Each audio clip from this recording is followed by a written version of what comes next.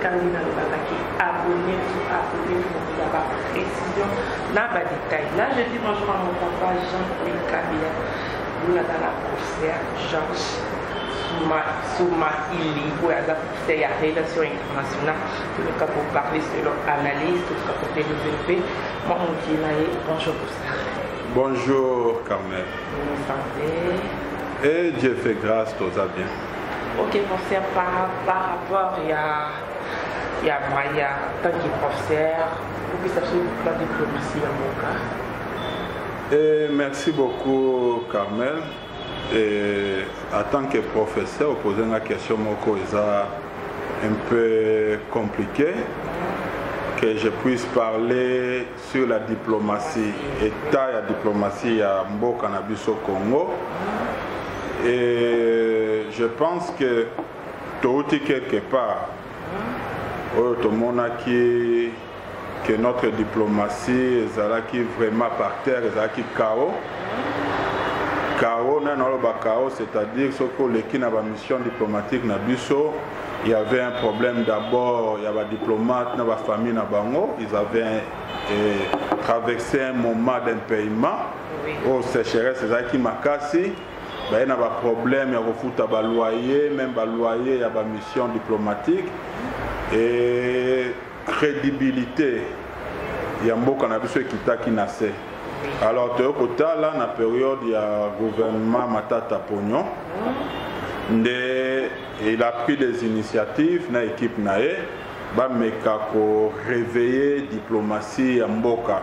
C'est ainsi que la commission Moko et Salamaki, au niveau du ministère des plans, ministère des budgets, il y avait le ministère des affaires extérieures, il y avait les experts de la primature et les experts du ministère des budgets. Au Kota là, Makambu ya ko renouveler batwasika na ba mission diplomatique côté na ba ambassadeur mususu na ba diplomate mususu ba rapatrier ba o ba umeli kuna na ba famille na bango po ba mususu ba koma ba paka ba mususu bana da ba kolaki e bongaki eloko ane salama. Alors commission on travail qui ba espère ba bimisa ki montamoko oyo ba pesa ki yango na gouvernement pour permettre que les diplomates dans la famille soient rapatriés et puis affecter les diplomates Yassika. Et même commission a travaillé qui sur la dette au République démocratique du Congo qui nango et moi futa et puis kota la mission nini ozala qui makasité ba meka ko éliminer yango pour bana ko lia mbongo l'état pamba. Et dans tout ça c'était un travail qui était fait. Et babandi kofuta pe ba salaire ba diplomate ndengwanande état de liezalaki jusqu'à na niveau ba élection. Oui.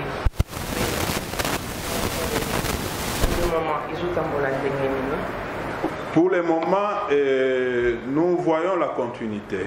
La continuité parce que en tant qu'expert en relations internationales, nous devons suivre de près la situation en domaine wana. C'est-à-dire quoi?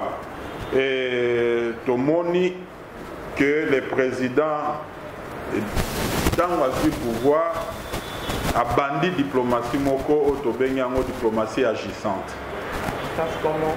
Comment? Parce que diplomatie est à français. Il ne faut pas que makamweti kana niveau ya kokoma ya biki ya nini te. Diplomatie, il faut lobbying ezala, il faut battre sur terrain, il faut négocier, il faut parler, il faut la visibilité, Mboka peu reconnaissance et Mboka parce que il faut le dire quand même, Congo et perdra qui crédibilité dans Mboka.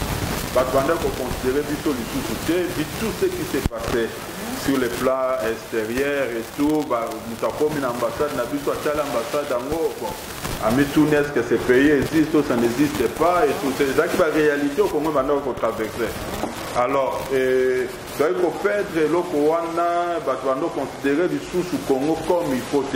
Alors, il fallait une diplomatie active, une diplomatie d'action. Et nous avons vu que le président s'est élevé, il est en tête comme un bon chef. Télémi, attaqué, diplomatique. On fait et international, Matali a d'abord commencé par nos voisins et a consolidé les relations entre nous et nos voisins. C'est très important parce que tu as dit que le Congo est un voisin belé, ce qui fait aussi la force de notre pays. Et si vous n'êtes pas en bonne relation avec voisin moko, cela veut dire que vous êtes en train de vous fragiliser sur le plan diplomatique. Alors, nous avons vu le chef de l'État faire le contour pour se rassurer que tout est en ordre. Et ce dialogue-là, ces visites et tout. Et après avoir mené cette diplomatie active tout autour du Congo, le monde a bandi pour attaquer la bande à Mboka. Donc c'est ça la diplomatie active dont on parle.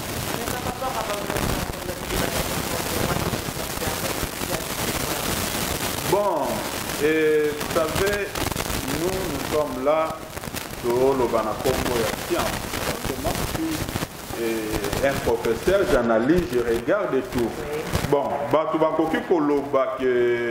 que va voyage, il y a chef de l'État, il y a opinion, il y a peuple, population, mais en réalité, pour nous qui analysons les faits diplomatiques, la réalité de la scène internationale, et je pense que c'est important cette diplomatie active. Parce que le chef s'est levé, non pas pour chercher à satisfaire les gens, non, mais il s'est levé pour l'intérêt des peuples congolais. À tel besoin, il y a peuple zanini. Nous ne pouvons pas chercher il y a Sanakati sur le plan interne, ce qui sur le plan externe est Kobongate. Donc, il y a quantité, ce qui porte à Libana pesa Kofongwamate. Donc, c'est comme ça que la diplomatie se passe. Voilà pourquoi nous disons c'est important que le chef de l'État puisse faire les démarches qu'il a commencé à faire. Congo a besoin d'ango, visibilité. Et cette diplomatie qui se passe au plus haut niveau, où ils allaient entre les chefs d'État, c'est très capital. Ça fait longtemps de voir un président de la République, Azala Yambamana niveau. Tu vois, Akutana na bato niveau na tapis rouge et Fongwama, et Zablo Kotomona Yangokala. Congo a besoin parce que ceux qui bakutani entre bango na bango bakosolo la makambu o ezali clair pour Mboka, et puis la diplomatie peut continuer au niveau du gouvernement. Donc nous disons, nous encourageons les démarches diplomatiques au chef de l'État Bandaki à continuer, mais relève ça à niveau du gouvernement. Parce que le gouvernement, il faut continuer diplomatie, ça à niveau ministère des Affaires étrangères pour pousser la réalité qui il y a diplomatie active au chef de l'État bandi. Lobbying, c'est très important pour le Congo. Ok, professeur Georges, tout le monde qui vient calater, parce que Kata et Limbo, la biso ya Mboka, le drapeau, na Mboka, la France, na évité, au cul, on va qui s'anime, parce que la professeur, on a rien cette information pour y banir le Banisika. Bon, cette actualité, c'est un fait. Lorsqu'il y a eu communiqué officiel, sur ça, Hollande, on avait information. Et puis on a essayé de fouiller qu'est-ce qui s'est passé. Et je pense que pour le Congo, ça pose problème. Parce que nous sommes des Congolais, fierté Nabiso, ils ont emblème Yamboka. Et si quand aux alliés, qu'on soit à l'intérieur ou à l'extérieur de l'État, nous devons être fiers de Congo, de nos emblèmes et tout. Et je pense que cet acte-là, les actes moko biso ba congolais to sala ngote pona bola mamboka Congo eza ya biso, Congo eza moko, nous sommes des Congolais makilana ba kolongola on a kati na biso te. Alors sur le plan diplomatique na ba lobbying eza ko salama na o et salami et eza bien te. Donc nous devons être derrière cette diplomatie active pour l'intérêt de la nation congolaise. Pourquoi? Parce que ceux qui vont investir dans Mboka, ceux qui vont na bango na bango, ba ko fongola ba entreprise. Boko mona ke mbongo bando ko tourner na mboka misale ko pesa makime ko zala mais soki na niveau na biso moto zo comprendre que nous devons protéger le Congo, nous devons aimer le Congo, nous devons mourir pour le Congo, alors il y a un problème. Voilà pourquoi nazo exhorté bande konyonso esika baza na kati to libanda ya mboka Congo eza ya biso, Congo eza moko to sala nyonso po ete ba peuple bazala l'aise mboka kende liboso ndenge Congo ezalaka kala Congo eleka ndenge wana parce que ya tombola ki Zaire biza tozonga na Zaire. Bon wana eza ba aspect politique en tant qu'internationaliste na boko kota na kati parce que eza ba opinion eza ba idéologie politique ou tout ça mais en réalité j'aimerais me limiter sur le plan international et diplomatique parce que ces faits là et selon les informations que j'ai et salamaki na mission diplomatique moko ya biso wana eza territoire na biso on dirait salami na Congo parce que l'ambassade c'est notre territoire eza milliers ba congolais donc et salami na territoire na biso na étranger voilà comment est-ce qu'on doit prendre ça. Alors là c'est un fait politique. Oui. Et quelle est votre proposition par rapport à l'amélioration de Et je pense que il y a, comme je dis, il y a continuité. Congo est outil quelque part, ndenge balobaka tozana bato babundi bapufi mpona mboka Congo tozana bato kwa bato mbangu wana oyo bazalaki na memi bareveil na bakipa vita tomoni banoiri te topusani na bato kwa bakanza tokeiti balumumba banini tout ça et totamboli na baprésident oyo toyebi Kasavubu Mobutu toke na Laurent Désiré Kabila toke na Joseph Kabila. Aujourd'hui nous avons le président Félix et cela veut dire que chacun azomema libanga na ye ya construction toza kotonga. Alors oh bango baza kotonga biso ba congolais to buka yango te. Il faut to soutenir musala na to ndenge ba aide maçon o na muto aza ko pousser aza ko mema ciment o azo tangisa mai o azo sala boye pourvu que bango o baza na tête à nation comme toute autorité vient de Dieu. Il faut to pousser bango au Congo kende liboso. Donc il y a amélioration. Biso tozo mona makambo ndenge zo changer mikolo na mikolo makambo za ko changer quand même. Oui. Question de ça. Oui, oui, makambo za ko changer. Pourquoi je dis que makambo za ko changer? Soko tali na Belgique. La dernière fois que le roi ayamba président Congo, histoire ba historien ba koko yebisanga iseka. Soko tali ndenge makambo ezoleka na Nations Unies discours ya chef de l'État zaki discours quoi discours union sauté il ne s'est pas manifesté seulement comme un nationaliste mais comme un panafricaniste.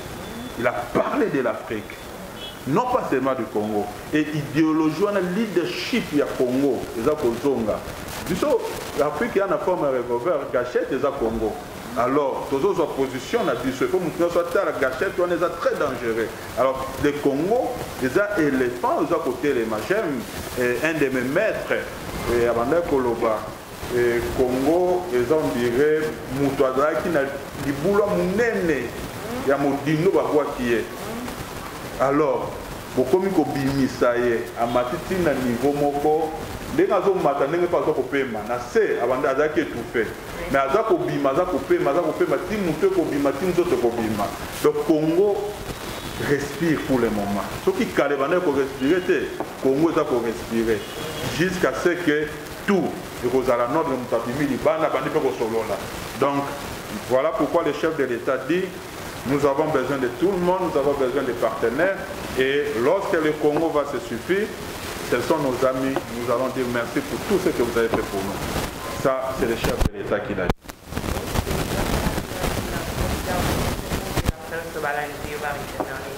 Oui, et le mot de la fin, j'aimerais remercier Carmel Oye, je suis ouvert à tout moment qu'il y a des actualités internationales et je serai là pour répondre. Et nous saluer aussi tous mes étudiants en relations internationales, là où ils sont. Et voilà, et nous avons de la matière. Le Congo donne la leçon à plusieurs nations. Alors, la leçon on a, et total en haut, Tokoma, livre Komama, chercheur va continuer au côté Modindo, to critiquer quand faut critiquer, mais total là, et si quand mot que ça faut kembe. Ok, numéro de contact donné ou pas?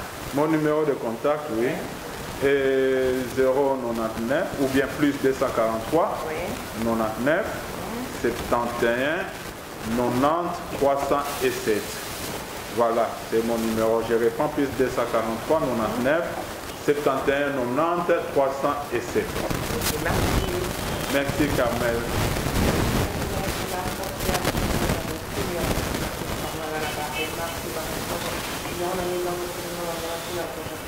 Là, je suis Marcel de l'équipe Technique. Je vois mon papa, merci à mon caméra, merci mon ami de Twitter, je m'appelle Franck, derrière la caméra. Je papa, mon réalisateur, Andy Lumika, merci à toi. Quand on va parler là, je vais se voir sur le